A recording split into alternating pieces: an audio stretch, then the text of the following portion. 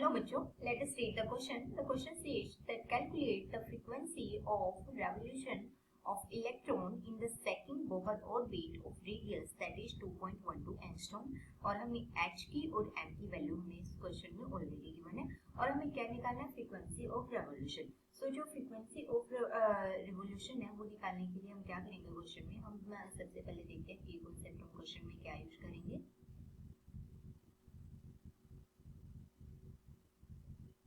सो जो हम की कॉन्सेप्ट क्वेश्चन में यहाँ यूज करने वाले हैं that is the relation of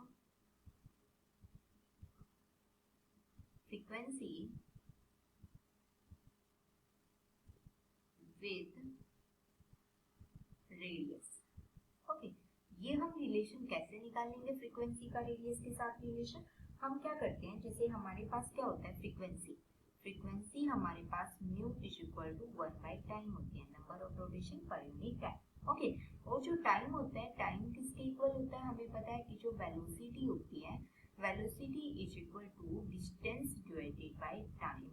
okay, और रोटेशन में है तो रोटेशन में जो डिस्टेंस होता है वो क्या होता है 2πr डिवाइडेड बाय टाइम हमारे पास जो होता है दैट इज t.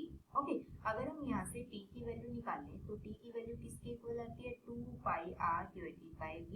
ओके, अगर हम इस वैल्यू को इसमें पुट कर दें तो जो फ्रीक्वेंसी है वो किसके इक्वल आती है हमारे पास v divided by 2πr.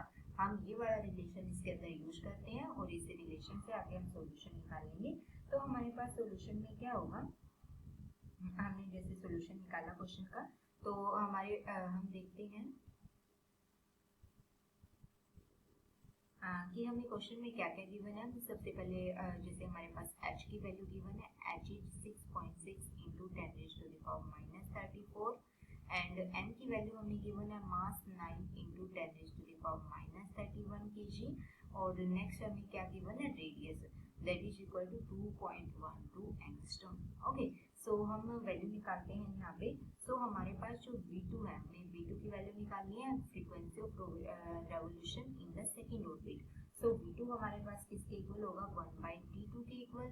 So that means ये हमारे पास किसके इक्वल होगा V2 divided by this is frequency. Okay, और this is velocity V2 divided by 2πr2 ये होगा हमारे पास.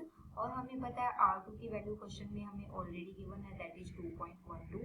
सो this is equal to 2.12 into 10 raised to the power -10 metre. Okay, अगर हमें Vn और Vn हमारे पास किसके इक्वल होता है V1 divided bye n. Okay, velocity in the first orbit divided by n. So velocity in the first orbit, so V2 की value किसके equal होगी V1 डिवाइडेड बाय 2 और V1 की वैल्यू हमें जानते हैं ऑलरेडी. V1 किसके इक्वल होता है, V1 होता है 2.19 into 10 raised to the power 6 metre पर सेकेंड. ओके, सो V2 की वैल्यू होती है V1 divided bye 2. Okay, so हम पुट कर देते हैं जैसे μ2 is equal to V2 that means V1 divided by 4πr2. ये हमारे पास फॉर्मूला आ जाएगा यहाँ पे. सो हमारे पास जो आएगा V1 की value 2.19 into 10 raised to the power 6 divided by 4 into pi की वैल्यू होती है 3.14 इंटू हमारे पास लास्ट में आता है जो वैल्यू होती है हमारे पास दैट इज R2 की वैल्यू जो है 2.12 into 10 raised to the power -10 metre.